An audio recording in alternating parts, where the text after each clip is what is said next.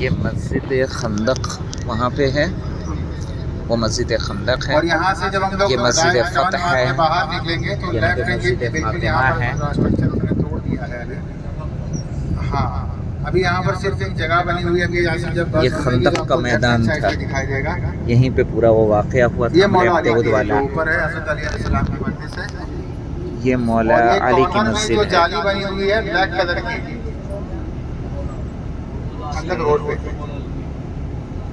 Left hand side کے بس کے پیچھے یہاں اترنے کی اجازت نہیں ہے، فاطمۃ الزہرا سلام اللہ علیہا. اور یہاں مسجد فاطمہ تھی جس کو توڑ کچھ دیا بنا گیا رہے ہیں ہے. وہاں پہ دوبارہ. یہ دیکھیں لیفٹ میں جالی دکھ رہی ہے نیچے، یہ دیکھیں نیچے یہ جالی لگی ہے سامنے.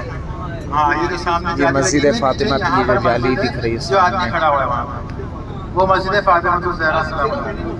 یہ مسجد فاطمہ تھی جو میں دکھ رہی ہے، خندق کدھر ہے؟ جسے توڑ دی. یہی پورا خندق کا میدان ہے. یہ کو جنگ احزاب بھی اور کہتے جو ہیں کہ خندق جو کھودی گئی تھی مسلمانوں وہ یہ کو روڈ پہ تھی. ابھی جو روڈ پہ ہم لوگ جہاں ٹرن مار رہے ہیں اس زمانے میں جو خندق کھودی گئی تھی وہ اس طرف کھودی گئی تھی، یہ روڈ کے اوپر. ابھی اس کا کوئی نشان نہیں ہے.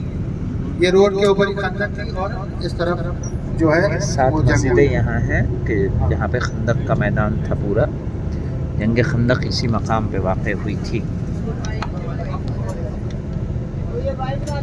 یا حضرات درود کا نذرانہ پیش کرتے جائیں اور ان تمام مقامات کی زیارت کرتے جائیں.